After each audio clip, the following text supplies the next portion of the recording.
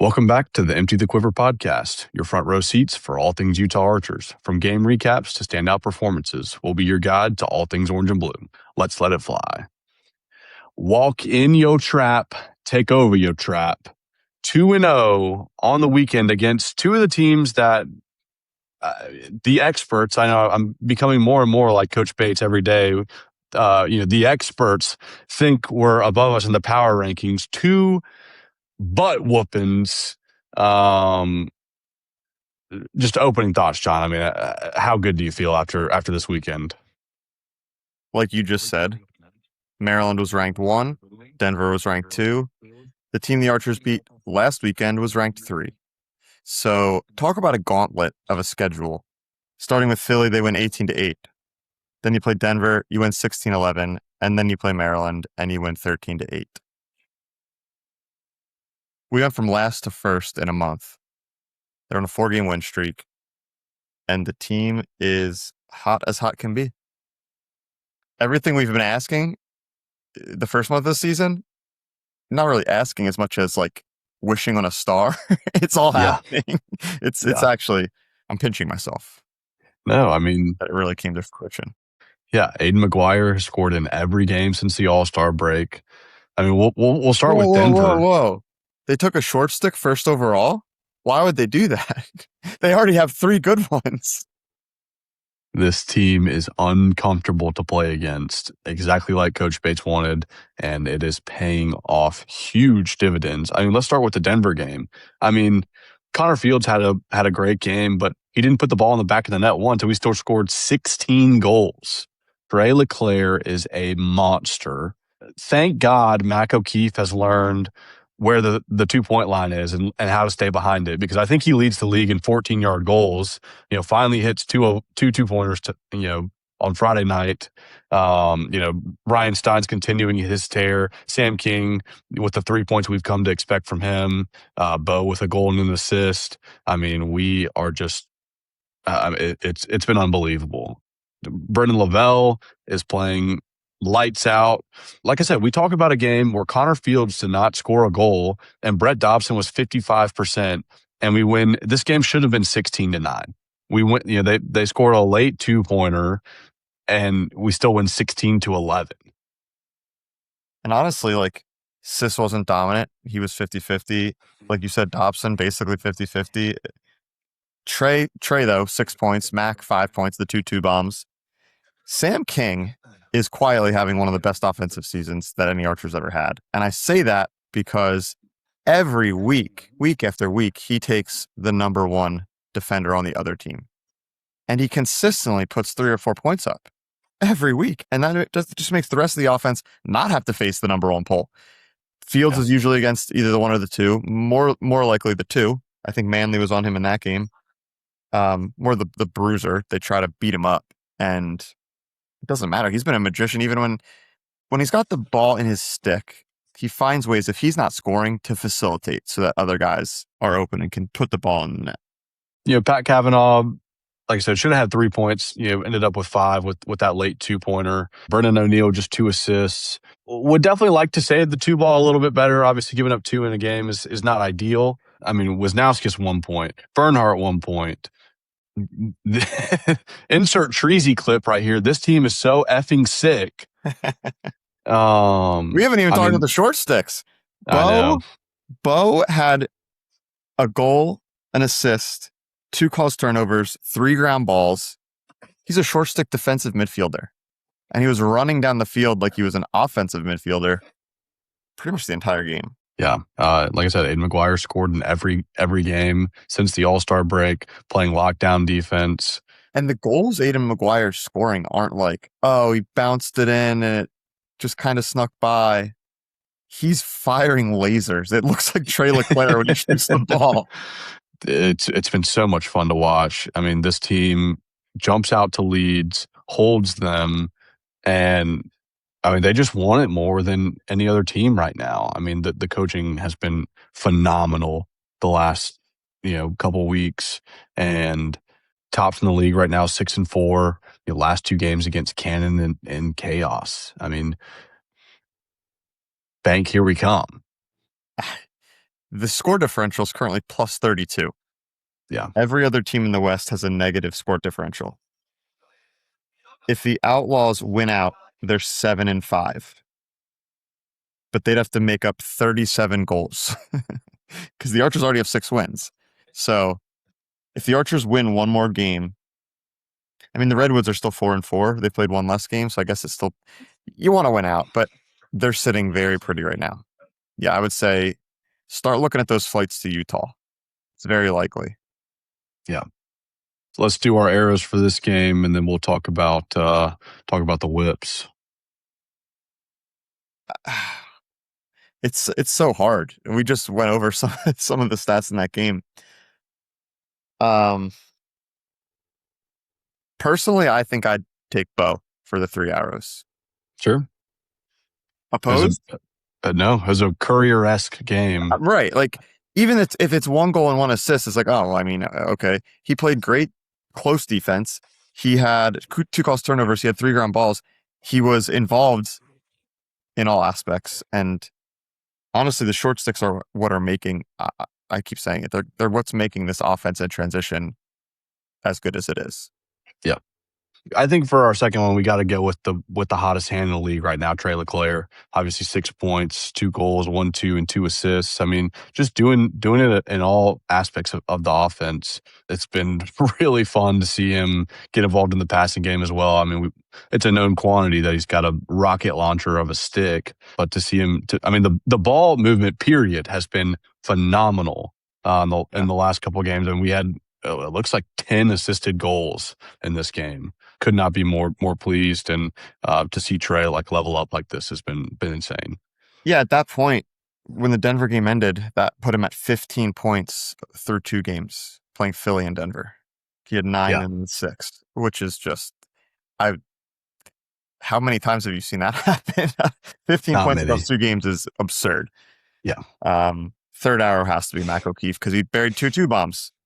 The Archers yeah. aren't a team that historically are known for scoring the 2. Mm-mm. Having 3 in one game, I'm not sure I've ever seen the Archers score 3 twos in one game. You'd have to fact check me on that one. It seems like it's likely it hasn't happened. But Yeah, Mac put 2 in, Trey put 1 in. 5 points for Mac. We do need to give some honorable mentions. Lavelle held Brennan O'Neill to 0 goals and 2 assists. I saw the Arrowhead. Our friends at the Arrow, I don't know if they came up with it or if they shared someone else. It just black background, white letters, Brendan greater than sign Brennan. I'm definitely yeah. making a t-shirt because that's incredible. He's just, like I said, Sam King takes the number 1 from the other team. Our number 1, Brandon Lavelle, just absolutely eliminates. He's an eraser. They call him Yep, Spider for a reason. You get caught in his web. yep. Honorable mention to him. Woody as well. 3 calls, turnovers, another 2 ground balls. He's gonna hit a 2 soon. I mean, he's got to hit a 2 at some point. I won't play the voicemail where you guaranteed me to hit one, but it's not available on the sports book, so I didn't lose any money. But I think I've been saying it too. Like he will. And last year, I think he's saving it. He's got to be saving it for like when we need it. intentionally waiting to score one in Utah. Yes. Okay. Yeah, I feel like that's the way we got to go. Bo 1, Trey 2, Mac 3, Lavelle and Woody honorable mentions. Again, it was 16-9 entering garbage time. Mm-hmm. Can't ask for much more. That's a Yep. sweep. Get out the brooms. A little sweep of the Outlaws. We may see him again in the playoffs, but for now, 2-0 in the regular season. Yep.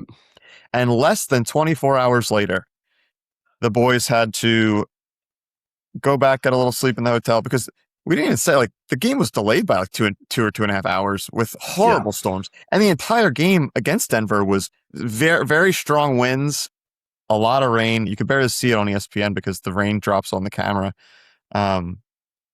Maryland did not have to play Friday, so they were coming in fresh, ranked number 1 in the league overall as a team, best record, first in the power rankings. And other than the first quarter, I mean, I guess first half, it was 5-4 at half. But third quarter, Sis was the difference. I know Petey got hurt, but at that point, it was make it take it. Sis won 75%, and the Archers won 13-8. It was 5-1 in the third quarter alone. Another game where we just really grinded it out. Still a very different game. Obviously, Trey had, I say just 2 points. Trey had 2 points. Um, 2 goals. Yep. Fields had his hat tricks. Dines had a hat trick. King had 2 and 1. A huge 2-pointer from McGuire. How sweet is that to see him be able to stretch the field like that? I mean, I think he and Bo can both do that. It just makes us that much more dangerous in transition. Connor Marr with 2 assists, Sis with a goal. It was a completely different game, and the ball was moving great. Not as many assisted goals, but I mean, still great ball movement and just winning matchups on both sides of the ball. Obviously, Brendan Lavelle holding TJ Malone to 1 goal on 10 shots is ridiculous. And he didn't allow an assist to Malone either. Yeah. Just absolutely erased him. Yep. How about Brett Dobson? 18 saves. Yeah. What a game. We were Goodness looking at him gracious. in the first game. In the rain, he was 55%. I mean, still a great effort against Denver, but 69% with 18 saves against Maryland. That's dumb. Yeah. Spoiler alert, we're going to give him 3 arrows for that performance. I don't care what you say. Yeah. I mean, that guy gives us a chance at every game. Right. Our defense as a whole, and Dobson says it himself, like, yes, he is the guy who's going to get the headlines. He is now, I think, 2 in MVP odds. Is that accurate? Yeah. So he's shot up. He wasn't even listed 2 weeks ago. He is the face behind the championship MVP back-to-back years, the All-Star Game MVP. Should have had that back-to-back years. Got robbed 2 years ago. But I mean, he's the quarterback. I mean, right. when the team plays well, give him the credit. When the team plays bad, blame him. But he is guiding them to see the shots that he wants to see, and he's obviously saving them at an incredibly high clip. If you're a lacrosse fan who wants to be even more behind the scenes, watch the game live and turn up your volume on your TV because they have the mics and you can hear the goalie. So Brett Dobson, it's fascinating, honestly, to listen to him call the plays. As you say, he's the quarterback and direct that defense. The guys with the poles in their hand they're all studs and they're the best in the league. But listening to Dobson call those shots is just, it's fun to watch. Yeah, it's been unbelievable so far. Like you said, second in MVP race. Obviously, CJ Kurse has had an incredible season. I think it should probably come down to those two more big games from Dauber and maybe a little slip up from Kurst. Who knows? I mean, he was the NL MVP. Maybe he can do the double dip, but I'm sure he would tell you he'd rather have a championship trophy and MVP than the regular season. Yeah, with a little nod to I better win goalie of the year this year because he's the top, let's say, percentage in the league back-to-back seasons. He wasn't even nominated last year. We'll get to that. Yeah. I don't want to skip ahead because we're going to talk awards, but let's give out the arrows from the Maryland team. Yeah, obviously, Dauber's at the top with 3 arrows. Anytime you can go over 60% is ridiculous, and being at almost 70 is just dumb. Yeah, 1 save away from 70%. Yeah, it's ridiculous. Yeah, he's never had a game since he's been the starter where he saved under 40%. He's the only goalie in the league right now that can say that. Did Zach Carey share that? I think that's correct. I've read that same stats. One of the other goalies in the league, I think it might have been McNaney against us 2 games ago. That McNaney was in the 30s, so that put him under.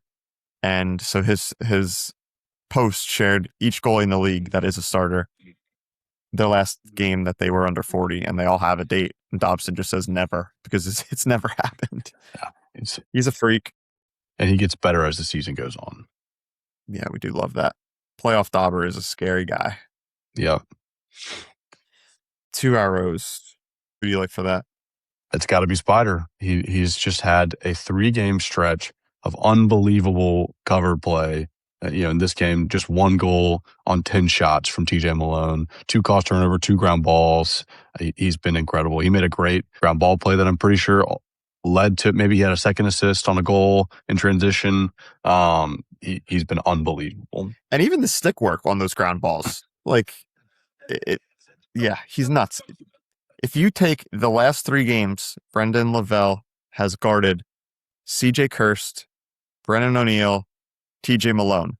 The total stats, if you combine those 3 guys for 3 full games, 2 goals, 2 assists.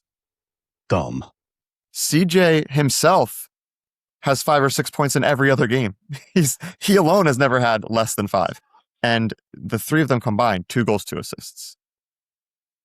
It's Yeah. absurd. Absurd. Third, we got Single Arrow. I'm going to call it a tie. I can't make the decision. Sis went 75%. Small asterisk, PD was hurt for the second half, but you can't take anything away. He had 15 ground balls. He scored a goal, and it wasn't just like, oh, wins it to himself, goes down and bounces. And he behind the net, Really nice spin move. Yeah, great move. And placed it exactly where he wanted, top right shelf. And at that moment, it was still like they were within striking distance. But yeah, that seals it. And Aiden McGuire, laser 2-ball. The close defense he's been playing has been spectacular. And seeing him in transition, it's scary. He's running through people. He did lay the hit on Spallina early. Kind of, it's not a welcome to the league because they're both rookies, but it's a, hey, I'm the number 1 pick, you're the number 3 pick. We're going to have a set fun the game tone. today. Yeah. Yeah. And Joey didn't like it, but I mean, he was falling backwards, kind of ducked under it. It wasn't as bad as it looked for the hot second they showed it on camera. And they even went to review, and you know for a fact, if he goes to the head there, they went to the camera. If it would have been a dangerous play, McGuire spends time in the penalty box, and he didn't. Yep. No, just a fantastic weekend of lacrosse. Just further, just catapulted us over everybody else. Obviously, the Water Dogs are right there with us. They're 6-3. But then the next closest in the West is the Outlaws at 5-4 or 4-5. Yeah, I think it's the Redwoods at 4-4 because while they played a game less, they don't have that extra loss. So they're more dangerous to me right now, I think. Sure. Also, the Outlaws look lost. Yeah. That was a brutal weekend for them. Yeah. Well, and then you look at our score differential. Some teams are 8 games in. We're the only team in the league 10 games in, but most everybody else is 9. There's only 2 teams that are still in double digits. Everybody else is in triple digit scores allowed. It's us and the Whip Snakes. The Whip Snakes have played 9 games, given up 96 goals, and us at 10 games, giving up 90 goals on the season. The score differential is just nuts. It is. I think they compared us to, was it the Whips from 2020? 2020 Whips, yeah. Was that a bubble season? Bubble season. It's like the Lakers winning the championship. Yeah. I mean, it counts, but just a little bit different. There's a bit of an asterisk there. Yeah, I have to feel great about our position here. Definitely need to get one or 2 more wins under our belt, but yeah, feeling good about getting back to the bank. Well, let's talk a few awards predictions here. A lot of chatter, a lot of doubting, and just look at the tape, look at the numbers. First of all, we just talked about it a minute ago. Brett Dobson is clearly your goalie of the year, if not your MVP as well. He leads the league in save percentage by a nice clip, and he's quarterbacking one of the greatest defenses of all time. So yeah, I like Dauber there. Yeah, you said he's second in MVP odds right now. It's an Archers podcast. I have to tip my cap. It's going to be CJ Kirst. Unless something crazy happens, CJ Kirst will win MVP, and it's well deserved. It's not, there's no slight to Dobson there. It's just the guy's about to set the goals record in 8 games if he puts a couple in. Yeah. And we always say, like, this is the first year they've expanded it to 12 games, so all the PLL records are a 10-game season. If I see records broken, I want them broken before they hit game 11 and 12 so that I can really say, yeah, it was a record.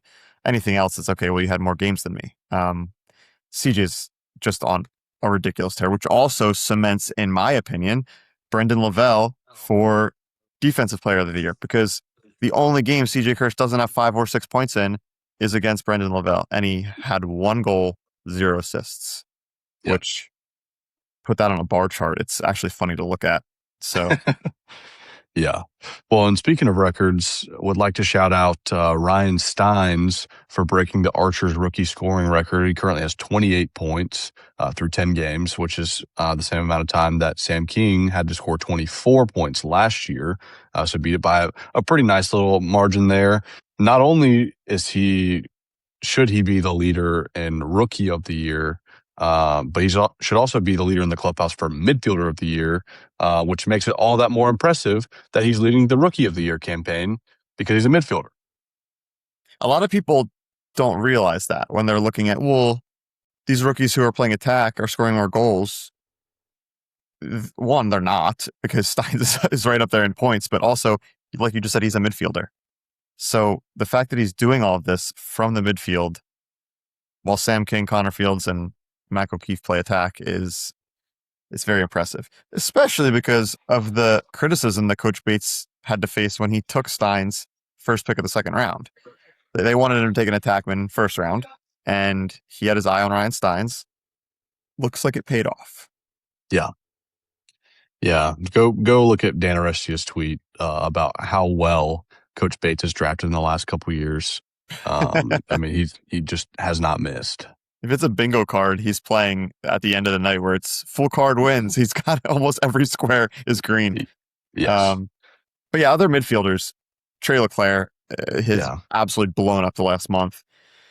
Costa Beal, Aiden Carroll, Chad Palumbo, all notables. I feel like if the award was given out after 1 month, Carroll would have won it. He was top 3 MVP for a little while there. He was playing amazing to start the season. Still having a great year. Costa Beal is doing everything he can to hold New York in this thing, but you can't give an Atlas player an award for one reason. The precedence has been set. Brett Dobson led the PLL last year in save percentage. I don't know what else you need to see from a goalie to, I had the best save percentage in the league. He wasn't even nominated for the award. And Yeah. why? It's because the Archers had the number 1 overall pick because they were the worst team in the league. So you can't give Costa Beal midfielder of the year. I'm sorry. He's playing great, but a team that's winning and going to the playoffs will get that award. Yep. And then I don't know. I mean, our defensive midfielders. I mean, it may be one of those things, almost like the Heisman race in 2020, where it was Mac Jones and Devonta Smith. Thankfully, Devonta Smith ended up winning it, but there was a path for Trevor Lawrence because you're voting for two guys on the same offense. Probably splitting votes a little bit. I'm older than you. I thought you were going to say USC with Reggie Bush and Matt Leinart, but yeah, same difference. But yeah, I mean, all four of them have been phenomenal, but I think Piper Bond and Bo Pedersen have really separated themselves as our two alphas. And they've been phenomenal all season. I mean, Yeah. the numbers are all, very similar. Piper with 6 calls, turnovers, 15 ground balls, 6 points. Bo, 5 calls, turnovers, 14 ground balls and 6 points. And then, I mean, Aiden McGuire's making his way up there too. He's already got 6. For some reason, the league likes to factor in points on defensive awards. So, maybe that has a play in it too. But I mean, it's been those guys have been absolutely insane. As we get closer to the end of the year here, I do really want to look a little deeper into opponents' shooting percentage when they're the closest defender. Mm-hmm. If one of them is Miles, I think they're all pretty close, but Yeah. if one of them has a significant edge there, that'll probably determine the award, honestly. Yeah. Rookie of the year? Like we said, I mean, so listen, I think the top 3 in the odds were Spalina, or I think it was actually Steins and then Spalina and then McMeekin on the Cannon. So this is going to take care of McMeekin next week. So then it's really just a 2-horse race. And I think you just have to look and see, obviously, Spalina has played 2 less games than Steins, but the touches are the same. And because Steins is a midfielder. And really, Spalina's point total is a little bit propped up by that empty netter 2-pointer. So it's really Steins with 28 and Spalina with 24. So they have the exact same number of touches right now. To your point, Spalina gets the ball a lot more, so he has a lot more opportunities to put the ball in the net. Can we have shooting percentage? Do you have that stat in front of you? Yes, 36.4 for Steins, 27.3 for Spalina. 10 percentage points higher. which means the quality of the possession clearly significantly higher. So I think Spallina will get it for lots of reasons. He's somebody that they want to be the face of the league. I don't fault them for that. I don't dislike Joey Spallina, but he made the All-Star game after playing one weekend. Yeah. Uh, he's the cover boy for their commercials, for the app. It's a Spallina show out there, and I don't fault them for that. But I mean, yeah, Steins has just one less assist than Spallina. Apparently, I mean, that's Spallina's game allegedly, and Steins is just one assist behind him, and he's got 5 more goals. So it's pretty clear cut to me. But sometimes I do wear a little orange and blue tinted glasses. But we just said it. um, It was clear cut last year. Brett Dobson should have been the goalie of the year. Period. End of story. He wasn't nominated. So we can't put too much weight on these awards because they don't always make perfect sense. yeah, We did miss LSM and Face-Off Man of the Year. We didn't do Attack Man of the Year because it's CJ Hurst. There's no debate. yeah. Period. But Face-Off and LSM, thoughts there? I mean, if you're just looking at numbers, I think it's Sis. I mean, he's He's 1 percentage point behind McMeekin, but McMeekin hasn't played as many games. I would have to go back and look at the matchups. Both of them kind of had games where they got to face off against short sticks this past week, as opposed to actual face off guys. So I am a homer, but Sis had 12 face-offs against PD. McMeekin had 2 against Inacio. I think So that's right. his percentage is significantly higher in that game because of that. But still, they're going to face off against each other this week. I think that's going to be a huge game for that award. Yeah. Ground balls, though, Huge difference. has this doubled up the league? 52 for McMeekin, 91 for Sis. And then you start looking at like TD Erlin, 55%, 59 ground balls, 3 points. 59 ground balls. Sis is averaging over 9 ground balls a game. Faceoffs won to himself.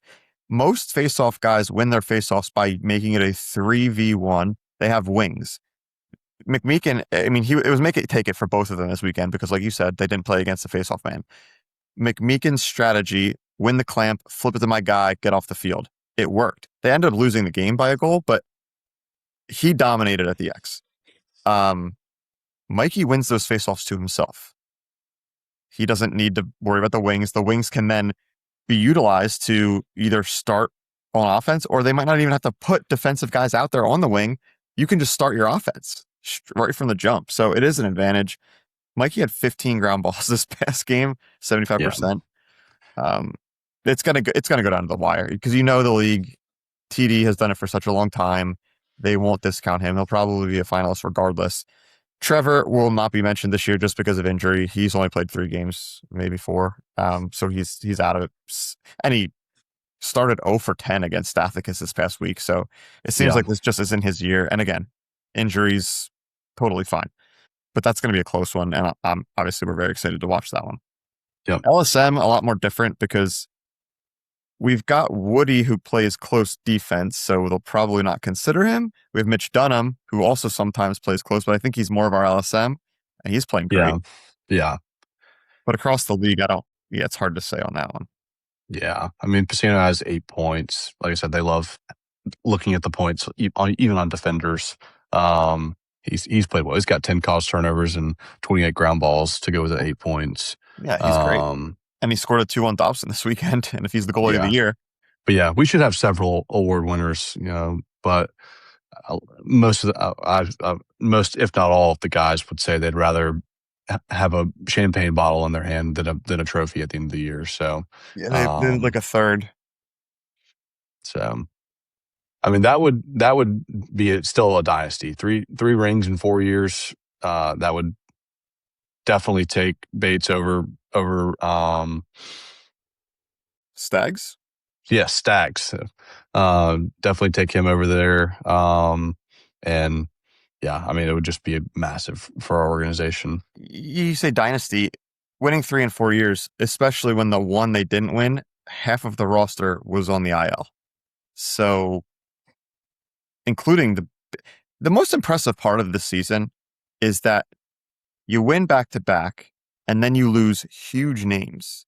When you take a back to back champion and remove Tom Schreiber, remove Grant Ament, remove Matt Moore, remove Latrell Harris, remove Graham Hossick, and then less than 2 years later, you're now projected to be the 1 seed. Coach Bates is doing things. And again, that tweet from Dan says a lot with the draft. Every pick seems to hit. So the league put out a little playoff simulator. We are greater than 99.99% to make the playoffs, 88% to get the first round bye, 57% to be a finalist, and 31% to be holding the trophy at the end of the year, based on 10,000 simulations. I feel Is pretty good about that one. Philly the second highest to raise the trophy? Or are they above us? Actually, Maryland is at 20%. Philly's at 19%. Okay. Then you have Boston and Denver at 9, California at 7, Carolina at 4, and the Atlas at 1. Boston has been impressive. I know they just lost to the Chaos. It was a scrappy game. The Chaos were playing without Jack Arlett, but they're also playing for Jack Arlett. So that's always added incentive for the boys in Charlotte. But Boston was left for dead, similar to Utah. And the addition of McMeekin sparked the offense, gives them the ball. And and still what shocked me when they dropped Asher Nolting, it seems to have made the difference. Both of the Kelly boys, I don't know if they're related or not. I don't follow Boston like some of the other ball knowers out there, but they've been great. Guys I had never heard of, really. I mean, I heard the names, but I never watched them play, and they look good. Marcus Holman looks like he's 25 years old. Yeah. It's an ageless wonder. Yeah, he's playing great. I mean, Coulter Maxey didn't have his best game against Carolina. It's probably why they lost. But he's had an incredible year as well. Even Whiteshar took him number 2. People don't talk about that. They say, "Oh, the Archers should have taken Spallina." Well, Boston had a chance to take him second. They opted not to. Mikey's having a good season as well. Yeah. No, I mean, I think we'll definitely see Lavelle on Maxey. I think we'll probably see Woody on Holman, and then we'll see Warren on Kelly behind the net. Listen, they really have been impressive. I mean, Weisher obviously out of the midfield. Jack Frigneri has been awesome. Has had a really, really good back half of the season. So they definitely have some threats out of the midfield. But man, their defense is good. Their short six are great. Trainer's great. Ethan Rawl at the LSM is great. Ben Ramsey. Owen Grant. Yeah, I mean they've got some guys, but man, the difference in this game is Brett Dobson versus Curse. I don't want to say anything bad. I love the Curse. I love all 5. Yeah. It's not a contest there. I just hope the offense shows up like they've been. Yep. Peppers in. It shouldn't be close, but it's going to be. They'll make it interesting. Yeah. But the defense averaging 9 goals against across 10 games. The goal from the beginning of the year was to stay in single digits. And for the first 3 or 4 episodes of the show, we said, okay, I know it's not realistic to average single digit goals for a whole season. Well, we're 10 games in, and they've averaged 9 goals against. So it certainly is realistic. We play Boston. We play the Chaos. It's doable. Very doable. We got to keep. I mean, and I think that's one thing about this team is that they have been put on the pedal in all of games. Like we haven't taken our foot off the gas in any of these games. We've been consistent, pushing transition, getting goals late in the game to help the score differential. So hopefully they just keep that mentality. It sounds like they're all having a blast doing it and really connecting well off the field. So hopefully that continues to pay dividends for us and we just keep riding high here. It's a relief. It's all at the same. It's a lot of different emotions because it's just like it's what we had hoped and what we had thought could happen, what we said would happen. We just needed it to click, and it's clicked. Yeah. Something else to be excited about though before we end. We finally hit 100 followers on Instagram. So stay organically tuned. Too. Like it's not like we're out there texting our buddies, "Hey, follow our account." I've done none of that. I just sit back, post our content, and if people want to follow, they follow. And Yep. we hit the triple digits exactly 5 months. So happy 5 month anniversary. 5 months Thank you. after we started this whole thing. This was your child from the beginning. You came up with the idea. We started with like 3 or 4 followers, posted some of us. Like, it was fun. The first episode was great. And then we started getting some guests on. We've got some big names. Zach Carey, Coach Bates right off the bat was amazing. It was great. Yeah.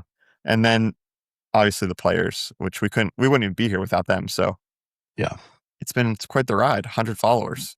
Yeah. Next goal, 200 followers. We can That's get right. there. Well, be on the lookout on Instagram later this week. We'll put together a little giveaway to show our appreciation for everyone who's tuning into this journey with us. So Yep. on that note, JV, take us out. 2 games to go. Leading the league in wins, leading the league in goal differential. Cannons, Chaos, beat them both. And the way they're going to do that is by letting it fly. Let it fly, Jackson. Let it fly.